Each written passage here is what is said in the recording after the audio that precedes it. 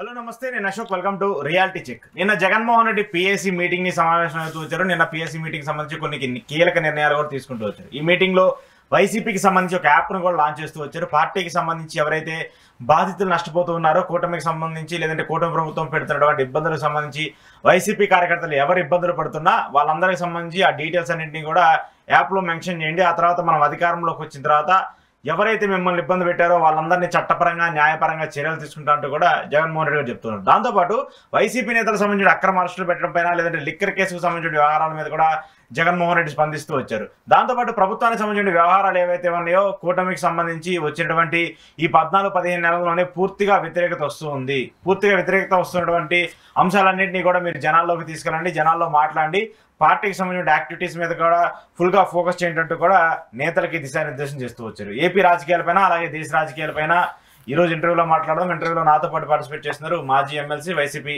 State general secretary Jupudi Prabhakar గారు. ప్రభాకర్ గారు నమస్తే. నమస్తే.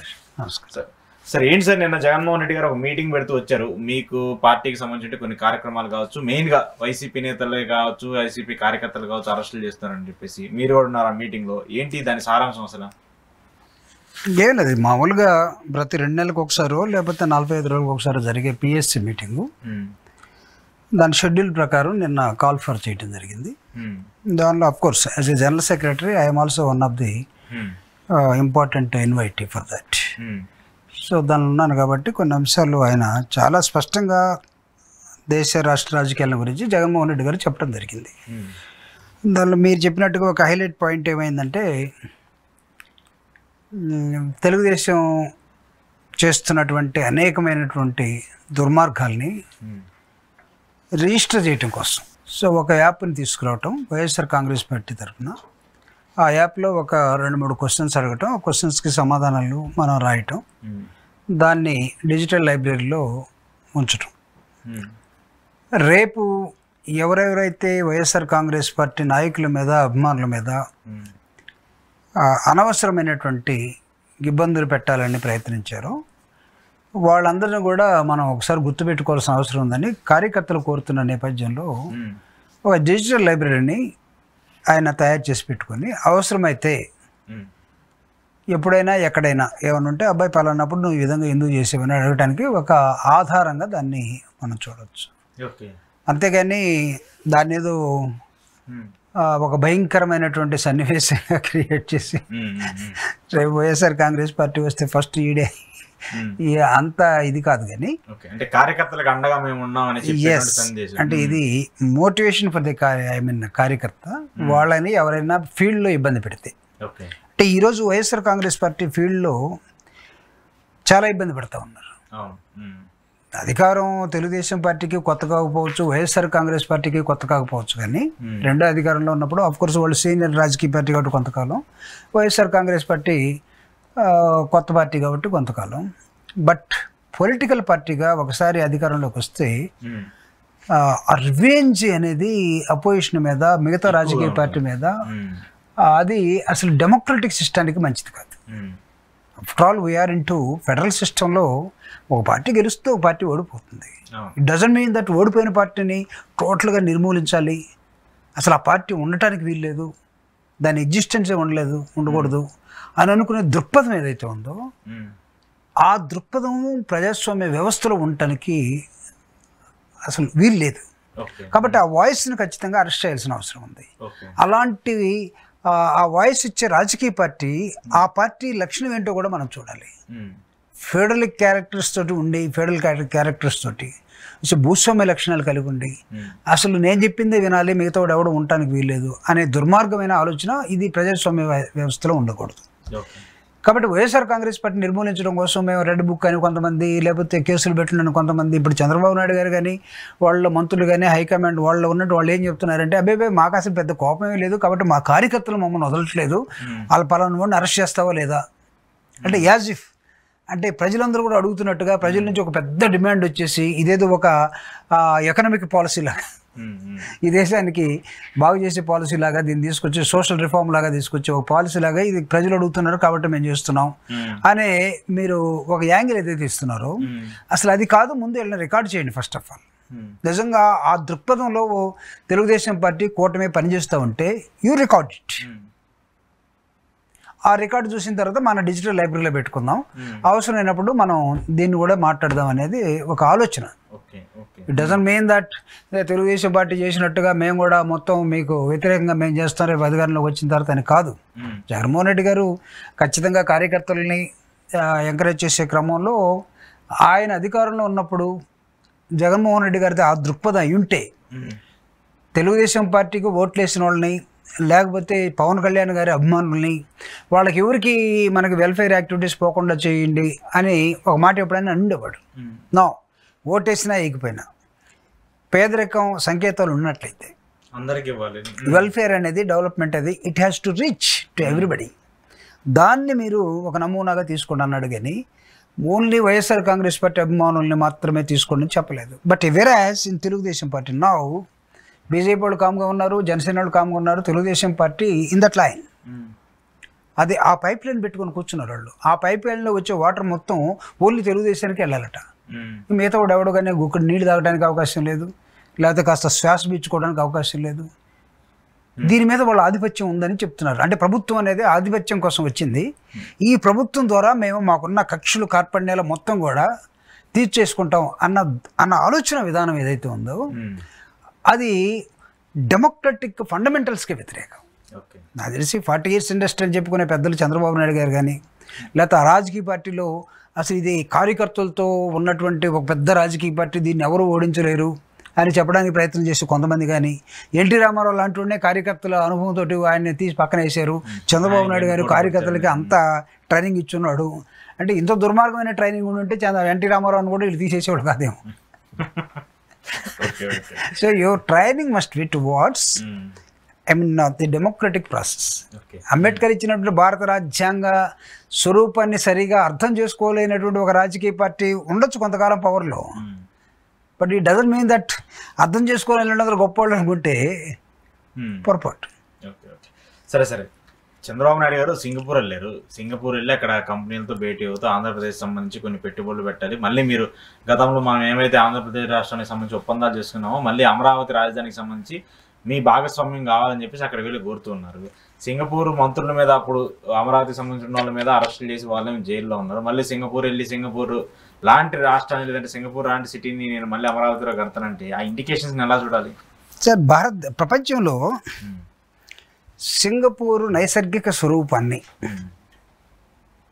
మీరు జోగ్రఫికల్గా చదవగలిగితే తీసేసండి. అది ఎకనామికల్గా ఎలా ఉంది, పొలిటికల్గా ఎలా ఉంది, ఆడ ఏ ప్రజాస్వామ్యం ఉంది, లేకపోతే ఏ వ్యాపారం జరుగుతూ ఉంది, అవన్నీ పక్కన పెడతాం. What is the geographical conditions of the Singapore? How can you compare? Singapore లాగా నేను ఆంధ్రప్రదేశ్ అమరావతి ఉంటుందని అసలు ఎలా చెప్తారు? నేను చదువుకున్నారా లేదా? నాకు ఒకసారి వస్తున్న డౌట్ ఇది. మీరే చెప్పాలి, సీనియర్ జర్నలిస్ట్గా మీరు చెప్పాలి. ఏ ఊరు పోతే ఆ ఊరితో మన ఊరిని పోలుస్తామా? కరెక్ట్ కాదు కదా, మనకంటూ ఒక ఐడెంటిటీ ఉంటుంది కదా. ఇస్తాంబుల్ పోతే ఇస్తాంబుల్ లాంటి రాజధాని, లేకపోతే న్యూయార్క్ పోతే న్యూయార్క్ లాంటి రాజధాని. అందుకే కదా లాస్ట్ గవర్నమెంట్లో మన మోడీ గారు చంద్రబాబు నాయుడు గారిని ప్రపంచంలో చాలా గొప్ప రాజధానులు ఉన్నాయి తిరిగి రమ్మంటే ప్రత్యేక విమానం వేసుకొని తిరిగి వచ్చాడు. ఎక్కడ పోయినా సరే ఇలాంటి దాన్ని నేను దీనంత ప్రత్యేకమైన పరిస్థితుల్లో నిర్మిస్తానంటే what is there? I mean ఏ ఊరది? సింగపూరా? ఏమైపోయింది? ఈసారి మీటింగ్లో ఈశ్వరన్ అతను కనపడ్డా? Where is he now? జైల్లో ఉన్నారా? ఎందుకున్నాడు? కొన్ని కేసులు ఉన్నాయి. Is it not your effect? Last నీ పరిపాలన ఎఫెక్ట్ కాదా అతను ఈరోజు జైల్లో ఉండటం? ఒకడు ఉంటే బెయిల్ మీద ఉన్నాడేమో తెలియదు నాకు. I'm least bother about Eswaran and is Singapore politics. But నీకు మొత్తం సర్వస్వం తానే 5,000 ఎకరాలు మీరు ఫ్రీగా ఇచ్చినా, లేకపోతే వాళ్ళ ప్లాన్ మీరు తీసుకున్నా, లేకపోతే వాళ్ళ డిజైన్ ఫ్రీగా ఇచ్చినా, ఆ రోజు గందరగోళం కదా. ఒకటి కొంటే 2 అమీర్పేట వ్యవహారం. అమీర్పేట తిరణాలు ఉంటాయి చూడండి, మన ఊళ్ళల్లో తిరణాలు, జాలపాలెం తిరణాలని, లేకపోతే చిన్న చిన్న తిరణాలు ఉంటాయి, చిల్లూరుపేట, మాలకొండ. ఈ తిరణాలలో ఒకటి కొంటే ఇంకోటి ఫ్రీగా రావటం, బుడగ కొంటే ఇంకోటి ఊదేది ఒకటి, ఇలాంటివి వస్తూ ఉంటాయి. సో ఇక్కడ ఈశ్వరన్ను ఈరోజు చంద్రబాబు నాయుడు గారి టీం తోటి లేడు. But the other important minister, నాకు రాత్రి ఉన్నటువంటి ఇన్ఫర్మేషన్ ప్రకారం, రాత్రి మీరు కొన్ని న్యూస్ పేపర్లు కానీ టీవీలు కానీ చూస్తే, Singapore total denied to travel with Telangana, I mean Andhra Pradesh ప్రభుత్వానికి సంబంధించిన వ్యవహారాల మీద మేము మీకు కొన్ని సపోర్ట్ చేయలేము, మీతో రాలేమని కూడా చెప్పేసి, ఏమైనా సపోర్ట్ కావాలంటే ఇస్తాం కానీ మేము డైరెక్ట్గా ఇన్వాల్వ్ రాలేమని చెప్పేసి they have got bad experience with us. Chandrababu Naidu గారి ఆస్తులన్నీ సింగపూర్లో ఉంటాయి అంటారేమో కానీ అంటే ప్రూఫ్లు లేకుండా నేను కూడా దాన్ని మాట్లాడదలుచుకోలేదు. ఇప్పుడు what is the relation between Singapore and Andhra Pradesh? Andhra Pradesh is not a country అది ఓన్లీ స్టేట్. ఒక రాష్ట్ర ముఖ్యమంత్రి ఇంకో దేశంతో మాట్లాడచ్చు కాబట్టి మాట్లాడుతున్నాం. ఒకవేళ central government if take a decision any chief minister should not go to other countries అన్నారు అనుకోండి, అలాంటి పాసిబిలిటీ ఉండదు. ఇక్కడ వెళ్ళి అక్కడికి వెళ్ళి మాట్లాడే పరిస్థితులు ఉండవు లేదుగా. నువ్వు కావాలంటే సింగపూర్ లాగా భారతదేశాన్ని చేస్తానన్నా కానీ సింగపూర్ లాగా ఆంధ్రప్రదేశ్ చేస్తానంటానికి వీల్లేదు. తెలంగాణ వాళ్ళు ఎప్పుడైనా సింగపూర్ పోయి అంటే చంద్రబాబు నాయుడు గారు తెలంగాణ ఉన్నప్పుడు పోయేళ్ళండి. ఇప్పుడు తెలంగాణలో వచ్చిన ఈ 14 సంవత్సరాలుగా ఈ 10 సంవత్సరాలుగా తెలంగాణ వాళ్ళు ఎప్పుడైనా సింగపూర్ పోయారా? ఎందుకు పోవట్లేదు? Show me among 29 states in the federal country like భారతదేశం, ఈ భారతదేశంలో మిగతా రాష్ట్ర ముఖ్యమంత్రులు ఎవడైనా సరే సింగపూర్ వెళ్ళి సింగపూర్ లాంటి మోడల్ని నేను నా రాష్ట్రంలో తీసుకొస్తున్నానని show me one chief minister or one lieutenant governor. Chandrababu Naidu గారే సింగపూర్ మీద ఏంటిది? ఇది ప్రజలు ఆలోచించరా? భారతదేశంలో పొలిటీషియన్స్ ఆలోచించరా? ఈరోజు పార్లమెంట్ జరుగుతూ ఉంది. పార్లమెంట్లో ఉన్న ఎంపీస్ అందరూ కూడా అసలు ఏంటి చంద్రబాబు నాయుడు గారు మాత్రమే సింగపూర్ పోతూ ఉంటాడు, అది అంత గొప్పదైతే ప్రధానమంత్రి కూడా వెళ్ళొచ్చుగా. అదే మణిపూర్ కాదు కదా, పోకుండా ఉంటాయి. దేశంలో ఉండి ఒక రాష్ట్రం తగలబడుతూ ఉంటే 2 వర్గాలుగా విడిపోయి అక్కడ ఉన్నటువంటి ట్రైబల్స్ అందరూ కూడా తన్నుకుంటూ ఉంటే మీ వల్ల ఎప్పుడైనా వెళ్ళారా మీరు? చైనా వెళ్తారు, టిబెట్ వెళ్తారు, లేకపోతే మాల్దీవ్స్ వెళ్తారు, లేకపోతే అమెరికా వెళ్తారు, రష్యా వెళ్తారు, అన్నీ చూస్తారు. దేశంలో 45 కంట్రీలు చూసి వచ్చారు. కానీ నీ దేశంలో ఉన్నటువంటి ఒక మణిపూర్ని ఒక రాష్ట్రానికి స్మాల్ స్టేట్కి వెళ్ళలేకపోయారు కదా. అట్లనే మోడీ గారు తగలబడుతున్న నీ దేశంలో ఒక రాష్ట్రానికి ఎలా వెళ్ళలేదో చంద్రబాబు నాయుడు గారు ఒక చిన్న మన హైదరాబాద్ అంతా కూడా లేనటువంటి ఒక ప్రాంతానికి వెళ్ళి ఈ దేశం ప్రపంచంలో కల్లా చాలా గొప్ప దేశం అని చెప్పే ప్రయత్నం ఆయన మాత్రం ఎందుకు చేస్తున్నాడు, మిగతా వాళ్ళు ఎందుకు చేయట్లేదు? నిజంగా సింగపూర్ అనేది అంత గొప్ప రాజధాని అయితే ప్రపంచం మొత్తం దాన్ని మోడల్గా తీసుకోవాలి, భారతదేశంలో మిగతా స్టేట్స్ కూడా మోడల్గా తీసుకోవాలి, ఢిల్లీ కూడా model తీసుకోవాలిగా. What is the secrecy between Telugu Andhra Pradesh ముఖ్యమంత్రి and Singapore other ministers? Singapore ప్రధానమంత్రి లేకపోతే అక్కడ ఉన్నటువంటి ఇంకొకటి ప్రెసిడెంట్ కాదు. కొంచెం మీలాంటి సీనియర్ జర్నలిస్టులు కూడా నెక్స్ట్ మనం కలుసుకునే సమయానికి కొంచెం లోతుల్లోకి వెళ్ళాల్సిన అవసరం ఉంది. అక్కడ ఈత నేర్పుతున్నారా? మనకన్నా బాగా అలిగేషన్స్ ఉన్నాయి, but we can't talk without proofs తో మనం ఏది మాట్లాడే పరిస్థితి. మీరు వెళ్ళండి సార్, పవన్ కళ్యాణ్ గారి కొడుకు అక్కడే చదువుతాడు, లోకేష్ గారి కొడుకు అక్కడే చదువుతాడు, రేపు ఇంకోటి కొడుకు చదువు కోసం వెళ్ళండి, వి డోంట్ మైండ్. ఎవరు కాదంటారు కదా, ఉద్యోగం కోసం వెళ్ళండి America, we don't mind. But ఒక చీఫ్ మినిస్టర్ లేస్తే ఎందుకు పరిగెత్తున్నాడు ఇంకొక దేశానికి? ఆ దేశం కూడా ప్రపంచంలో అంత గొప్ప దేశం ఏం కాదే. There are so many countries, out of 194 countries in the world, there are so many countries which are bigger than Singapore. In all aspects. In all aspects, I am telling you. In all aspects. Human rights కానివ్వండి, civil liberties కానివ్వండి, స్వేచ్ఛ కానివ్వండి, ప్రజాస్వామ్యం కానివ్వండి, అన్నీ.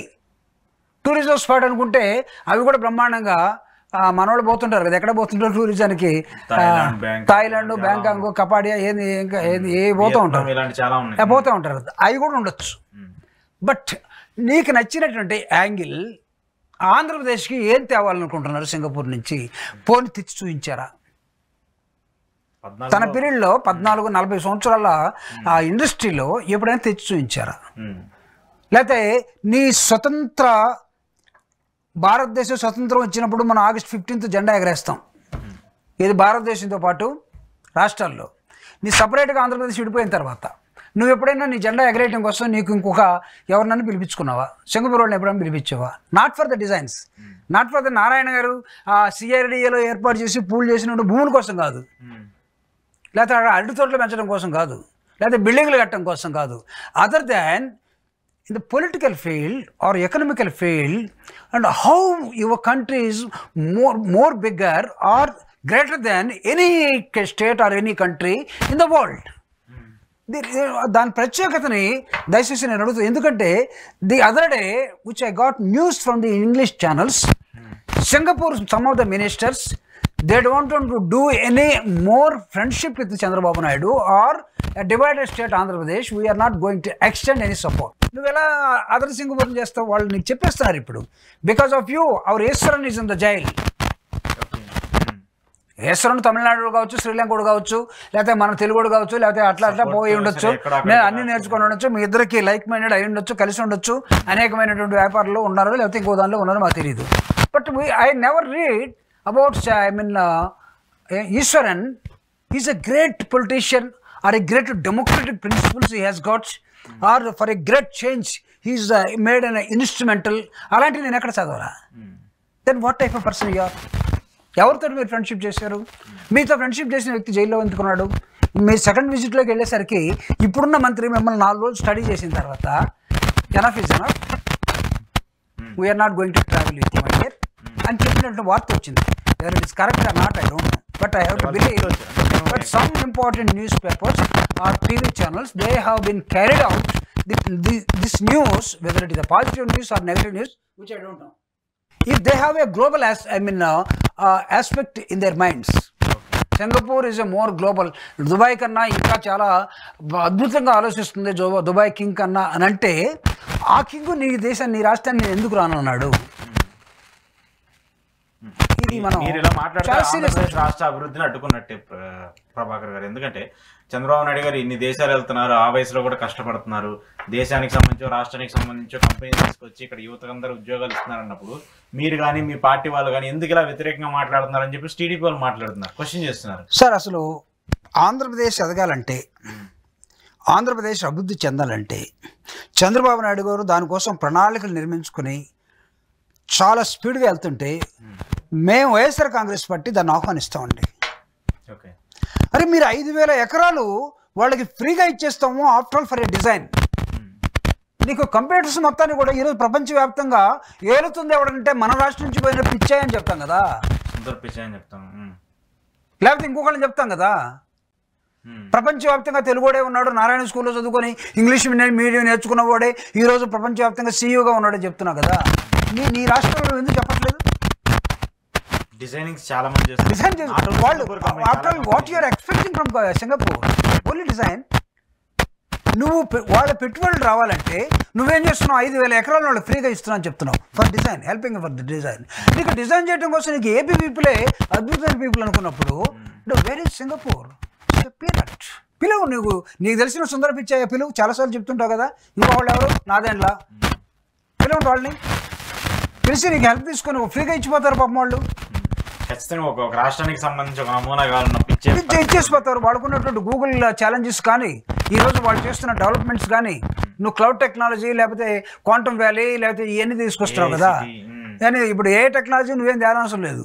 Hello AI, I want to right A letter to the MRO about some issue happened in so and so village అని చెప్తే అదే ఒక లెటర్ రాసి ఇచ్చేసి టైప్ చేసి అద్భుతమైన ఇంగ్లీష్ పెట్టి ఇస్తాము. మనకు రాని ఇంగ్లీష్ కూడా మళ్ళీ మన డిక్షనరీ ఎత్తుకోవాలి ఏ లాంగ్వేజ్ వాడి ఇంగ్లీష్. ఎస్, నేను మొన్న రీసెంట్గా నేను మా పిఏకి ఒక సబ్జెక్ట్ ఇచ్చేసి దీని మీద ఒక లెటర్ కొట్టుకురమ్మన్నా. వాడు మామూలుగా ఒక పారాగ్రాఫ్లో వచ్చేదాన్ని 3 పారాగ్రాఫ్ లెటర్ పట్టుకొచ్చాడు. వీడికి ఇక్కడ ఈ బుర్రాడి నుంచి వచ్చిందో అనుకోండి. నేను ఈ మధ్యకాలంలో వాడు ఏమైనా కొత్త ఏమైనా చదివాడు అనుకుంటే from where you got this drafting అని అడిగితే సింపుల్ సార్ నేను ఏ అడిగాను అది ఇచ్చేసిందా. టెక్నాలజీ వచ్చేసింది. Then what is the need of Singapore sir? ఇంకో దాన్ని తయారు చేసినటువంటి మీ వాళ్ళే, మీ ఏపీ వాళ్ళే ప్రపంచవ్యాప్తంగా ఈరోజు డిజైన్స్లో ఉండిపోతే you take their help. See what is the secret agenda you have? ఎందుకు నిజంగా చెప్పాలి ఈరోజు తెలుగుదేశం వాళ్ళు, నేను ఆంధ్రప్రదేశ్ డెవలప్మెంట్కి అగెన్స్ట్గా ఒక ఇంచు కూడా నేను మాట్లాడదలుచుకోలేదు. ఎందుకంటే ఫ్యూచర్ జనరేషన్స్ అన్ని కూడా their future depending upon the now present ఈ పాలసీస్ మీద ఆధారపడి ఉంటుంది. Tell me, what are the new policies after Chandrababu Naidu won 2024 elections? What are the new policies he made to grow Andhra Pradesh fastly? అనే దానికి show me one policy. ఒక policy నాకు చూపించండి. మీరు ఇప్పుడు అన్నారు మీరు ఎందుకు అగెనిస్ట్గా ఉన్నారు, ఆంధ్రప్రదేశ్లో మొత్తం యువతకి ఉద్యోగాలు వస్తూ ఉన్నాయి, ఫ్యాక్టరీలు వస్తూ ఉన్నాయి, ఇవన్నీ వస్తుంటే మీరు ఎందుకు? నేను అడుగుతూ ఉన్నా, what is your industrial policy says? What are the incentives? నీ రాష్ట్రంలో ఇండస్ట్రీ పెడతాను వాడికి నువ్వు ఈ రోజుకి ఇన్సెంటివ్లా ఇవ్వలేదు. చాలా మంది వచ్చారు కదా ముందు. లేదండి, నీ ఇండస్ట్రీస్లో నీ నేటివ్స్ ఒక చిన్న చిన్న ఫ్యాక్టరీలు పెట్టుకొని స్మాల్ స్కేల్ ఇండస్ట్రీస్ అన్ని కూడా ఎదుగుతూ ఉంటే వాడికి మీరు ఈరోజు కూడా మీకు ఇవ్వలేదు. మీరు how can you give thousands of acres to another country? చదవమంటారు నన్ను? ఎన్ని ఎకరాలు ఎందుకు ఇస్తున్నారు చదవమంటారా? ఇక్కడ భూములు కూడా ఇస్తున్నారు కదా. ఇక్కడ ప్రైవేట్ భూములన్నీ కూడా ఆంధ్రప్రదేశ్కి సంబంధించి ఉన్నటువంటి 1000 కోట్ల విలువ చేసే 100 కోట్ల విలువ చేసే భూములన్నీ కూడా 99 పైసలకంటూ రూపాయికంటూ కూడా ఇస్తున్నారు కదా. సార్ మీరు 99 పైసలు అంటే నాకు గుర్తొచ్చింది. ఇప్పుడు 1 ఎకరా 99 పైసలు in Vizag city. Bata rate ఎంత అండి? 99 రూపాయలు. సార్ 99 పైసలు కూడా ఇప్పుడు వచ్చే పరిస్థితి లేదు బాటా. లేదు కదా. 99 పైసలు అసలు మీరు ఎలా చెల్లిస్తారు వాడికి చెప్పండి నాకు. 1 ఎకరా ఇచ్చారు, వాడు 99 రూపాయలు మనకి ఇవ్వాలా? అంటే 1 రూపాయి మనకి ఇస్తే 1 పైసా వాడికి మన దగ్గర మిగిలి ఉంటుంది. లేదు వాడికి మనకి రుణానుబంధం ఉండకూడదు. ఆ పైసలు ఇవ్వాలంటే పైసలు ఉన్నాయి ఇప్పుడు లేవు కదా. అంటే వాడికి రుణపడి ఉన్నావు నువ్వు 1 పైసా పెట్టుకుని. లేకపోతే వాడు నా పైసా నేను ఆంధ్రప్రదేశ్కి దానం చేశాను అనుకుని 1 రూపాయి చెక్ ఇచ్చిపోతాడా? ఎట్లా నువ్వు how we are going to collect? ఇప్పుడు కంపెనీ టు కంపెనీ ట్రాన్సాక్షన్ జరిగేటప్పుడు లీగల్ జరిగినప్పుడు నువ్వు దానం ఎక్కువ ఇవ్వకూడదు అని చెప్పి వాడు ఇచ్చినా కూడా తీసుకోకూడదు కదా. ఇప్పుడు నీకు tell me your transaction for 99 paise. ఏదో డైరెక్ట్ గా 99 పైసా ఆన్లైన్ లో ట్రాన్స్ఫర్ చేస్తారు. దానికి సంబంధించి అవి ఉంటాయి కదా. ఎన్ని ఎకరాలు అయితే ఎన్ని ఎకరాలకి కలిపి ట్రాన్స్ఫర్ చేస్తారు. అదే సార్, నువ్వు ట్రాన్స్ఫర్ చేస్తావు 99 పైసలు చేస్తే వస్తుందా అది నీకు? నేను అడుగుతున్నా. ఇప్పుడు ఆ భారతదేశంలో పైసలు అనేవి ఉన్నాయా? 5 పైసలు ఉందా, 2 పైసలు ఉందా, 3 పైసలు ఉందా, 10 పైసలు ఉందా, 20 పైసలు ఉందా, 25 పైసలు ఉందా? నాకు 50 పైసలు ఉన్నట్టుంది, ₹1 ఉన్నట్టుంది, రూపాయి ఉన్నట్టుంది. ఓన్లీ రూపాయి ఉందా? 2 రూపాయలు ఉంది మీ నాలెడ్జ్ ప్రకారం. అది ఇప్పుడు నువ్వు ఈ పైసలు 99 పైసలు ఏ విధంగా వాడికి చెల్లిస్తావు, లేకపోతే ఏ విధంగా వాడు మనకు చెల్లిస్తాడు? ఒకడు అది ఇచ్చినా 1 రూపాయి ఇస్తే వాడికి మనం 1 పైసా రుణపడి ఉంటాం, లేకపోతే వాడు మనకు దానం చేసినట్టు గ్రహించాలి. నీకు ట్రాన్సాక్షన్ అకౌంట్స్ ఎట్లా క్లారీ అవుతాయి? నీకు చార్టెడ్ అకౌంట్ వచ్చి నేను పట్టుకోడా? సిఏజీ వచ్చి నేను పట్టుకోదా? ఎట్లా సమాధానం చెప్తావు? ఏ లెక్కల్లో మాట్లాడతారండి? ఇప్పుడు 99 పైసలు ఇస్తుంది. దాని మీద జడశ్రవణ్ లాంటి వాళ్ళు కొంతమంది అక్కడ డైరెక్ట్ గా కోర్టుకు వెళ్ళారు. హైకోర్టు కూడా చెప్తూ వచ్చింది మీరు ఎలా ఇస్తారు, ఏ ప్రాతిపదికన ఇస్తారు. అడిగా వెంటనే కౌంటర్ దాఖలు చేయమని చెప్పింది ప్రభుత్వాన్ని. నాకు అవన్నీ తెలియకుండా నేను అడిగేశాను. ఒకవేళ కోర్టు దాకా వెళ్ళింది. ఈ రోజు జడ్జిమెంట్ కూడా ఇచ్చింది. జడశ్రవణ్ లాంటి వ్యక్తి ఆయన అక్కడ కోర్టులో పిటిషన్ ఫైల్ చేసి కూడా క్వశ్చన్ చేస్తే హైకోర్టు వెంటనే కౌంటర్ దాఖలు చేయండి అని చెప్పి ప్రభుత్వం కూడా చెప్తాను. అంటే నేను ఎందుకు ఈ క్వశ్చన్ అడుగుతున్నా అంటే ఇప్పటికే రైతులకు సంబంధించిన పొలాలన్నింటినీ ప్రైవేట్ కంపెనీలకు ఇస్తున్నారు. దాని మీద గొడవలు జరుగుతున్నాయి.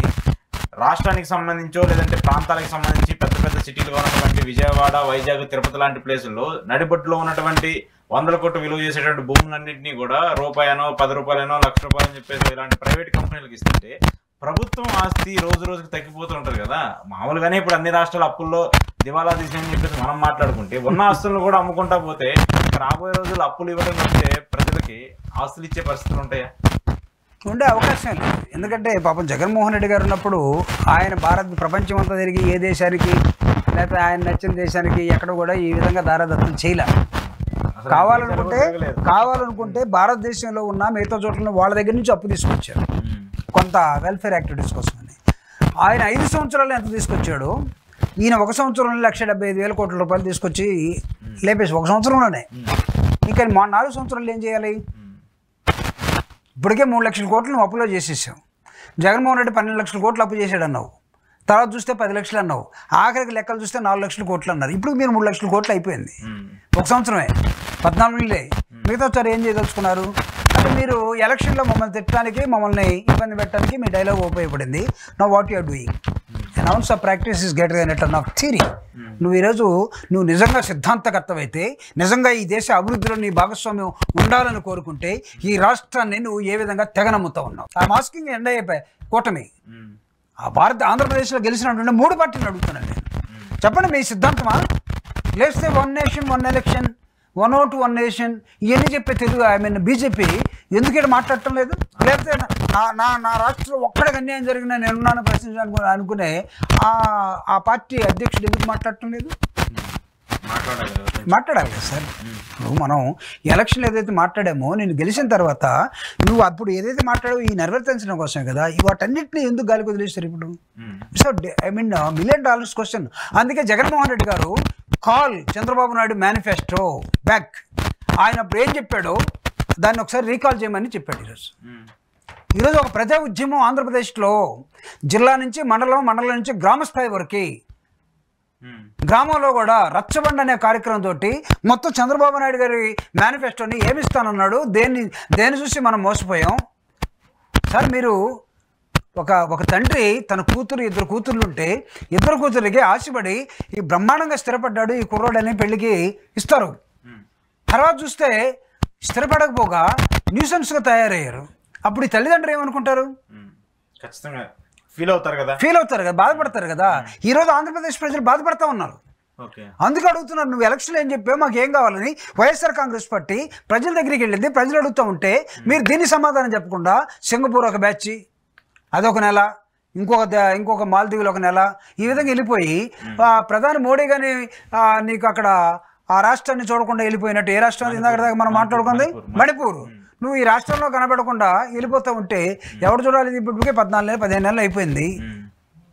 నేను అడుగుతున్నా, ఒకవేళ ఈ రాష్ట్ర యువత కోసం, భవిష్యత్తు కోసం, యువకులకు కానీ రాష్ట్రానికి కానీ సస్యశ్యామలం ఉంటుంది కానీ రైతులకు కానీ లేకపోతే ఇండస్ట్రియలిస్ట్ కానీ లేకపోతే పేదలకు కానీ నిజంగా నువ్వు చేసే పరిస్థితి ఏమైనా ఉన్నట్టయితే what are your policies? P4 is a policy for example. ఏంటి సార్ ఇప్పుడు ఈ P4 నేమో చంద్రబాబు నాయుడు గారు పేదలందరినీ కూడా, పేదల్ని ప్రైవేటు వ్యక్తుల దగ్గర నుంచి ఆ డబ్బులు తీసుకొచ్చి పేదలందరికీ ఇస్తాము, మేము ఏమైతే హామీలు ఇస్తామో లేదంటే వాళ్ళని పేదవాళ్ళందరినీ కూడా ధనవంతులుగా చేస్తామని చెప్పేసి మారుస్తూ వచ్చారు. ఈ P4కి సంబంధించి చూస్తేనేమో ఎమ్మెల్యేలు సరిగా మాకు ఇది వద్దు కనీసం అది అమలయ్యే పరిస్థితి లేదు, మనం ఏదైతే గవర్నమెంట్ నుంచి లేదంటే మన ప్రభుత్వం నుంచి ఏదో ఒక నిధులు ఏమంటే మేమే వాళ్ళని అభివృద్ధి ప్రదంగా తీసుకెళ్తామని చెప్పేసి ఎమ్మెల్యేలు మాట్లాడుతున్నారు. ఇది అసలు అమలయ్యే సిచ్యువేషన్ అది పాసిబిలిటీ ఉన్న అవకాశమేనా? Sir, P4 is a model వెరిన్ ఇది యునైటెడ్ నేషన్స్ ఆర్గనైజేషన్ UNO పేదరిక నిర్మూలన కోసం ఇచ్చినటువంటి ఒక మోడల్. ఇది ఆ మోడల్ చాలా ఓల్డ్ మోడల్. అంటే private and public Indian economy, భారతదేశ ఇండియన్ ఎకానమీ అంటే పబ్లిక్ అండ్ ప్రైవేట్ పార్ట్నర్షిప్. ఈయనే చేశాడంటే పీపుల్, ప్రజలను కూడా చేర్చాడు. అంటే public, private and people's partnership. People అంటే ఎవరు? ప్రజలు. పీపుల్ అంటే ఎవరు? ప్రజల్లో ఇప్పుడు ఉద్యోగస్తులు ఉన్నారు. కలెక్టర్స్కి the assignment what you have given to the collectors. మీ కలెక్టర్ కింద మీ జిల్లాలో ఎంతమంది ఎంప్లాయీస్ ఉన్నారో వాళ్ళందరినీ కూడా ఒక్కొక్క పేదరిక కుటుంబ ఫ్యామిలీని అడాప్ట్ చేసుకోమని చెప్పారు. For example there is MRO or MPDO. వాళ్ళ మీద కలెక్టర్ ఒత్తిడి ఏంటంటే ఇప్పుడు DE, SC ఇట్లా డిఫరెంట్ డిజిగ్నేషన్స్ ఉంటాయి కదా, depending upon the department. Lecturer వీళ్ళందరి మీద ఎంతమంది ఉన్నారో వాడు ఫ్యామిలీని సరిగ్గా చేసుకోలేక పెరిగిన ధరలకు అనుగుణంగా వాడు ఒక ఇల్లు కొనుక్కునేసరికి ఎంప్లాయీస్ 3 పిల్లలకి అయిపోతుంది వాళ్ళ పని. పిల్లలను చదివించుకోవడం కూడా భారం అయిపోయి ఎక్కడో చోట అప్పు తెచ్చుకోవాల్సిన పరిస్థితి. ఇప్పుడు ఒక కుటుంబాన్ని కూడా దత్తత తీసుకో. చంద్రబాబు నాయుడు గారు కుప్పంలో ఎంతమందిని అడాప్ట్ చేసుకున్నాడండి? 250 మంది, 2500 మంది, సబ్జెక్ట్ టు కరెక్షన్. ఎంతమంది పేదవాళ్ళు ఉంటారు అక్కడ?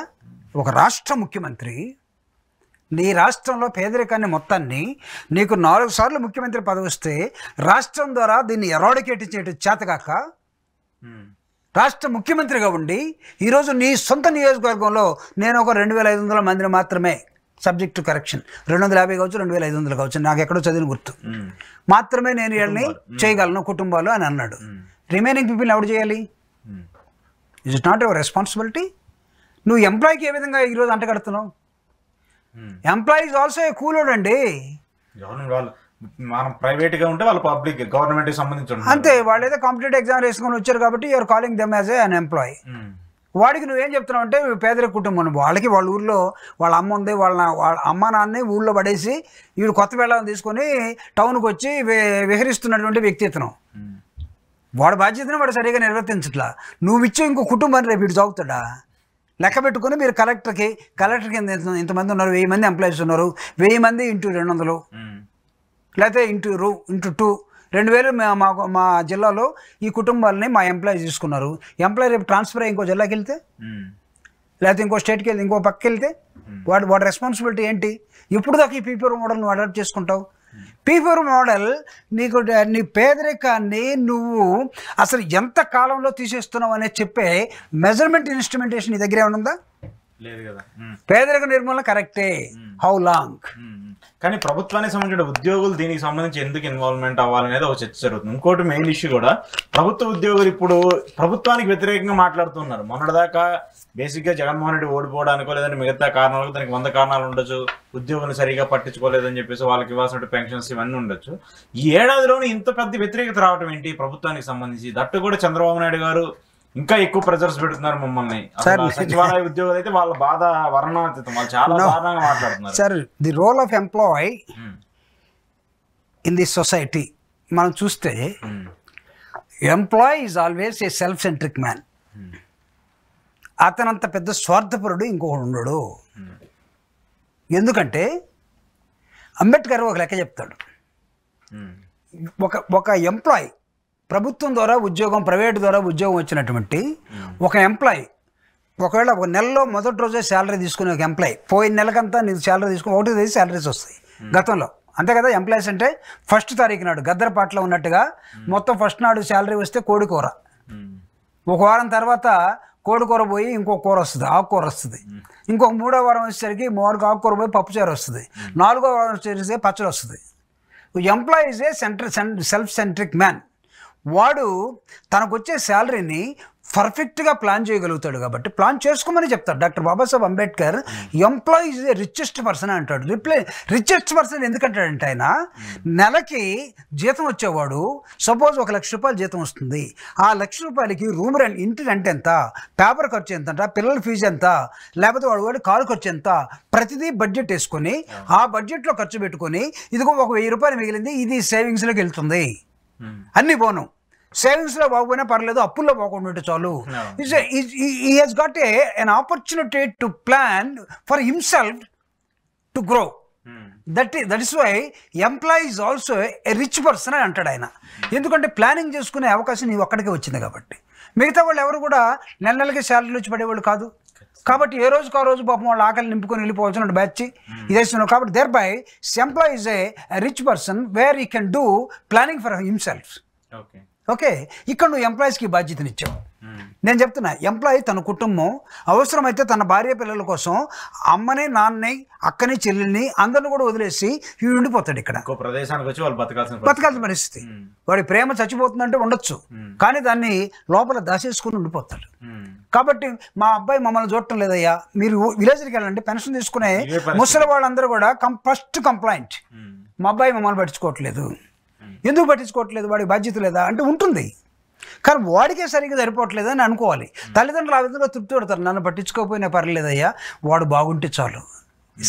అసలు ఎంత గొప్ప మనసు. నువ్వు ఒక పక్క పెన్షన్కి ఆధారపడి ముక్కుతూ లేస్తూ నడవలేక పెన్షన్ కోసం పోతూ ఉంటే పోలేకపోతున్నారని జగన్మోహన్ రెడ్డి గారు వాలంటీర్ని పెట్టి ఇక్కడ తీసుకొచ్చి పెడితే తన కొడుకు కోడలు చూడకపోయినా, తన కూతురు తన అల్లుడు చూడకపోయినా వాళ్ళని దీవిస్తూ ప్రభుత్వం ఇవ్వాలి అని ప్రభుత్వం కోసం ఎదురు చూసే వాళ్ళందరూ కూడా తల్లిదండ్రులని వదిలేసినటువంటి పిల్లలు ఎంప్లాయీస్గా ఎక్కడో ఉన్నారు, లేకపోతే చేతగాని వాళ్ళుగా ఉన్నారు. ఇప్పుడు నువ్వు ఆ పిల్లలకి తల్లిదండ్రులని చూడనటువంటి ఒక ఎంప్లాయీకి నువ్వు ఒక కుటుంబాన్ని తీసుకొచ్చి అంటగడుతున్నావు P4లో. ఇప్పుడు వాడు ఈ P4లో ఆ కుటుంబాన్ని, ఆ కుటుంబంలో పిల్లలందరినీ కూడా ఇటు చదివించగలడా? వాడికి ఒక ఇల్లు కట్టించగలడా? ఆ పిల్లల్ని పెళ్ళిళ్ళు చేయగలడా? అదే కదా, చేస్తేనే కదా ఇవి డెవలప్ అయ్యేది. నువ్వు వాళ్ళకి ఏం టార్గెట్ ఇచ్చావు? నేను పేపర్లో చదివాను, వ్యవసాయ డిపార్ట్మెంట్ వాళ్ళు వచ్చేసి వ్యవసాయం సరిగా చేస్తున్నట్టు చూస్తారంట. అగ్రికల్చర్ తర్వాత ఇంకొకటి వచ్చేసి హ్యూమన్ రిసోర్స్ డెవలప్మెంట్, వాళ్ళ ఇల్లు ఎలా ఉందో చూస్తారట. ఎడ్యుకేషన్ డిపార్ట్మెంట్ పిల్లలు చదువుతున్నట్టు లేదు చూస్తారు. పిల్లలు చదవడానికి ఫీజు కూడా ఇస్తాడు. So these are the questions కదా. సో ఈ P4 మోడల్ని నువ్వు ఎలా కనెక్ట్ చేయబోతున్నావు అనేది నీకే స్పష్టత లేకపోతే how you are going to eradicate this poverty? అది కాదు, నువ్వు సంపద సృష్టిస్తానన్నావు. What is your policy? Tell me. సంపద సృష్టించే పాలసీ ఏంటంటే ఇదేమైనా గోంగూర పండించడమా? ఇసుకలో ఆ గోంగూర విత్తనాలు వెళ్తే అది ఒక 6 రోజులకు మొక్క మొలుస్తుంది, 6 రోజుల తర్వాత ఒక 4 రోజుల్లో మనం గోంగూరను అమ్ముకోవచ్చు అనుకోవడానికి కాదే. ప్రభుత్వానికి సంబంధించి దేశాలన్నీ తలకిందలు అవుతున్నాయి సార్ ఈ పేదరిక నిర్మూలన కోసం. దీన్ని ఏం చేయాలనేది there are models which have been given already to the entire globe. దాన్ని పాటించకుండా కొత్త మోడల్ని తీసుకొచ్చి నువ్వు పెట్టుకొని నేను ఈ మోడల్ ద్వారా మీరందరూ పార్టిసిపేట్ కావాలంటే ఎక్కడ అవుతున్నారండి తీసుకెళ్ళి మీ కంపెనీ ఎక్కడో అసలు మన దేశంలో బిలో 40 crores ఆఫ్ పీపుల్ ఇంకా స్టిల్ వాళ్ళు ఇంకా సరిగా 3 పూటలు తిండి తినే పరిస్థితిలో లేరు. ఎగటేసి కాదు మన దేశంలో ప్లానింగ్ కమిషన్ ఇచ్చే లెక్కల ప్రకారం నీతి ఆయోగ్ ఇచ్చే లెక్కల డైరెక్ట్ గా గవర్నమెంట్ ఆఫ్ ఇండియా డైరెక్ట్ గా అఫీషియల్ గా చెప్పేటువంటి నోటు 40 కోట్ల మంది ఇప్పుడు హమాస్ లో ఉన్నటువంటి పిల్లలాగా. సో గతంలో సోమాలియా లాగా, సోమాలియాలో ఏమైనా తెలుసు కదా మనకి, కరువు వస్తాయి, ఓన్లీ ఎముకల స్కెల్టన్ మీద కనబడుతుంది. ఇప్పుడు హమాస్ లో ఎవడంటే హమాస్ అనే ఒక చిన్న టెర్రరిస్ట్ గ్రూపు ఎవరితోటి పోటీ పడుతుంది? ఇజ్రాయెల్ తోటి పోటీ పడుతుందా? ఇజ్రాయేల్ ఈ దేశంలో ఉన్నటువంటి దాదాపు 1,20,00,000 మంది జనాభా. వాడు యుద్ధం చేస్తేనే ఆ దేశం బతుకుతుంది. యుద్ధం కోసం సర్వం ప్రిపేర్ ఉన్నటువంటి ప్రపంచంలో ఉన్నటువంటి మేధావితనం అంతా ఉన్నటువంటి యుద్ధ వీరులు ఆ దేశం. ఈరోజు సోమాలియాని మీరు ఒక టీవీ ఓపెన్ చేయండి, ఇప్పుడు మీరు హమాస్లో ఏం జరుగుతుందో ఆకలితో అల్లాడుతున్నారు. అది అమెరికా ప్రెసిడెంట్ మిస్టర్ ఏం పేరు అతని పేరు, Trump. So real starvation I'm seeing in Hamas అని అన్నాడు అతను. రియల్ స్టార్వేషన్ అంటే ఆకలితో అలమటించి చచ్చిపోయే ప్రజల్ని నేను రియల్గా చూస్తున్నాను చెప్పాడు. ఎక్కడ? హమాస్లో. హమాస్కు బుద్ధి ఉందా ఇజ్రాయెల్తో యుద్ధం చేయడానికి? 4 తుపాకులు ఉంటే సరిపోద్దా? నీ దేశ ప్రజలు ఏమవుతారు తర్వాత నువ్వు ఎస్టిమేట్ చేసుకోలేవా? ఎవడెవరితో తలపడుతున్నాడు? ప్రపంచంలో ఉన్న టెక్నాలజీ మొత్తాన్ని ఈ 1,20,00,000 మంది, మిగతా దాదాపు 120 కోట్ల మంది ఈ అరబ్ కంట్రీస్లో ఉన్నటువంటి వాళ్ళు వచ్చినా, అమెరికా వచ్చినా, రష్యా వచ్చినా ఎదుర్కోవడానికి సిద్ధంగా ఉన్నటువంటి సైనికపరమైనటువంటి దేశాన్ని దాని మీద తలపడి ఈరోజు ఆకలితో అలమటిస్తూ కనబడుతున్నటువంటి దేశం హమాస్ ఒకటి కనబడుతుంది. దాని దేశం అంటామా లేకపోతే ఒక ఫ్రాక్షన్ అంటా వదిలేద్దాం. ప్రపంచ రాజకీయాలను చదవరా? ఇంటర్నేషనల్ అఫైర్స్ చూడరా? నీ చుట్టుపక్కల దేశంలో ఏమవుతుందో చూడరా? మీరు పాకిస్తాన్ ఏంటో, బంగ్లాదేశ్ ఏంటో, శ్రీలంక ఏంటో, భారతదేశం ఏంటో, ఢాకా ఏంటో చూసుకోరా మీరు. నీకు డెవలప్డ్ చెందినటువంటి చైనా ఏంటో, అమెరికా ఏంటో, రష్యా ఏంటో, రష్యాతో తలపడుతున్న ఉక్రెయిన్ ఏంటో, లేకపోతే హమాస్ తోటో లేకపోతే ఇరాన్ తోటో యుద్ధం చేసినటువంటి నెతన్యాహు ఎక్కడున్నాడో, ఏ దేశంలో ఏ రాజు ఉన్నాడు, ఏ దేశంలో ఏ అధ్యక్షుడు ఉన్నాడు, వాడి కెపాసిటీ ఏంటి, వాడికి ఉన్నటువంటి నాలెడ్జ్ ఏంటండి, వాడికి ఉన్నటువంటి లీడర్షిప్ క్వాలిటీస్ ఏంటి? What you are, don't you compare?